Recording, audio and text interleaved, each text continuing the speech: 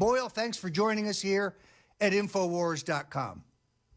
Thanks, Roger, for having me. Matt, because Breitbart News is one of those publications that is targeted for censorship and has appeared on various lists compiled by the left, and because of an appropriation for the thought police that seems to be working its way through the Congress, in which the U.S. federal government would seem to have the authority to decide what is fake news and what is not, give me your take on this effort and whether you think they can be successful in silencing the voices of freedom. I don't think they're going to silence us. What they're trying to do, I mean, through the law, I don't think they'll succeed on that element. What they're trying to do is they're trying to drag our names through the mud so that we can't continue to grow and win over new supporters. But here's what's happening. What their efforts to attack us at Breitbart and other places, all the places you mentioned, are backfiring. What's happening is that people who are open-minded and aren't, completely sold by the political left and the political establishment get drawn to Breitbart. What they're doing is by continually attacking us, they're drawing more and more people to our site. And what's happening is that then they're like, oh, well, these guys aren't all that unreasonable. They're actually reasonable. Their stories are better in many ways, and they do a better job of covering the news than, say, CNN or the New York Times, or sometimes even some other places throughout the establishment right media, right, like a Fox or a Weekly Standard or a National Review.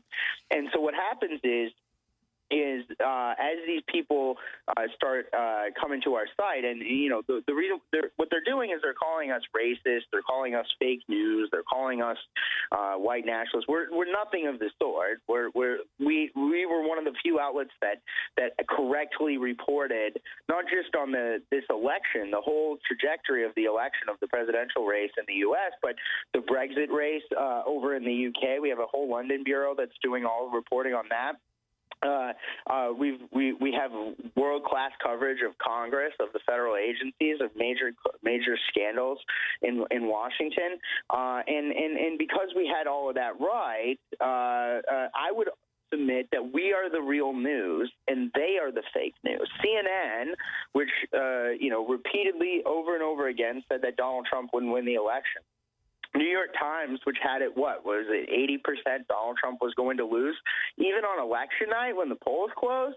The Huffington Post had it as 99%, I think it was, that Hillary Clinton was going to win the election.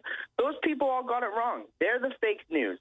So, I think that, while there does appear to be efforts by those in the political establishment to try to silence us using the power of the government or something. I don't think that those are going to be successful. I think the American people are too smart to fall for some kind of a thing that would limit the First Amendment. So I don't think we're going to see anything like that. What you are seeing is that you're going to see them try to discredit us and try to drag our names through the mud so that people don't trust us. But that what they've been doing for years, it always backfires because we're always right and they're always wrong.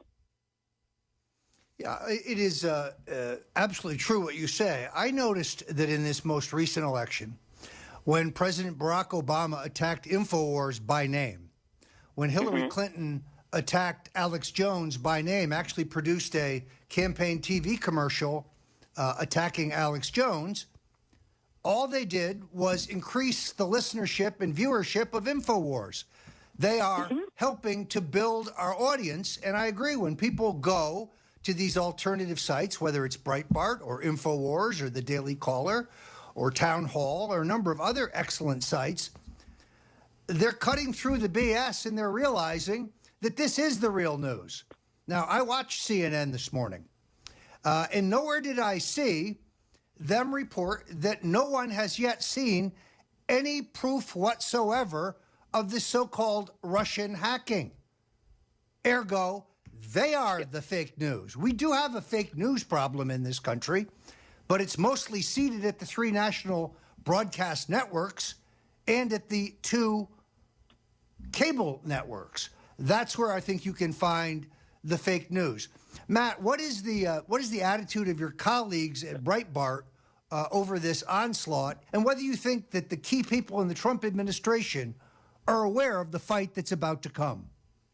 Yeah, I think that the Trump administration is ready for it. I mean, you mentioned Steve Bannon. I mean, he was obviously our executive chairman until he went to go be the CEO of the Trump campaign in August. I think he's keenly aware of it, and many of the other aides I've talked to throughout the incoming Trump administration, and I'm meeting with them constantly. They're very aware of what is going on this front. My colleagues here at Breitbart are fired up. I've gotten away from using the term, Roger, the mainstream media to describe the establishment legacy media.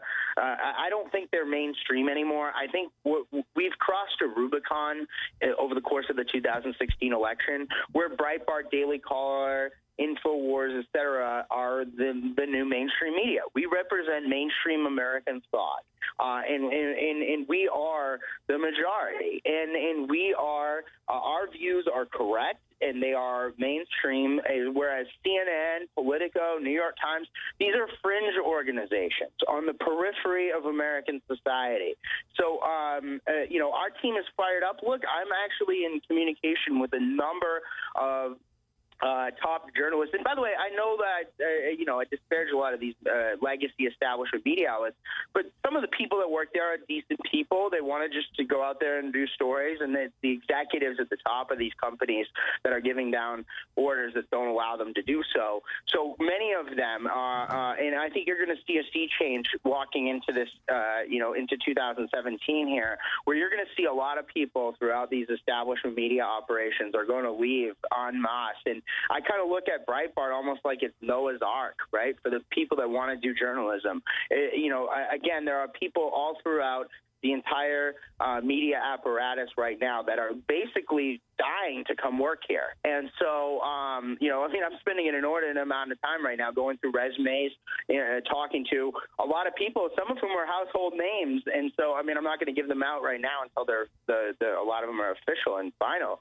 But the thing is that the entire establishment media apparatus, because these executives lean so far the wrong way over the course of this election, they're losing their clout, they're losing their power, they're losing their ability to control the narrative. Right through December 17th, the last day that we can guarantee you'll get your order before Christmas in the United States, we're offering store-wide free shipping. And on top of that, some of the biggest discounts of the year. 30% off Living Defense Parasite Cleanse. 50% off Colloidal Silver Bullet, and free shipping. That is just an incredible deal. Brain Force Plus, now with 20% more in each bottle and 30% off. $19.95, can't beat that deal. Winter Sun, Vitamin D3, 25% off. Survival Shield X2 Nascent Iodine, again an amazing 30% off. BioTrue Selenium, 30% off, and that's just some of the specials. Check them out today at InfoWarsStore.com or InfoWarsLife.com, or call toll free. The great crew will answer your questions, tell you about some of the other specials, and take your order if you'd like. 888-253-3139.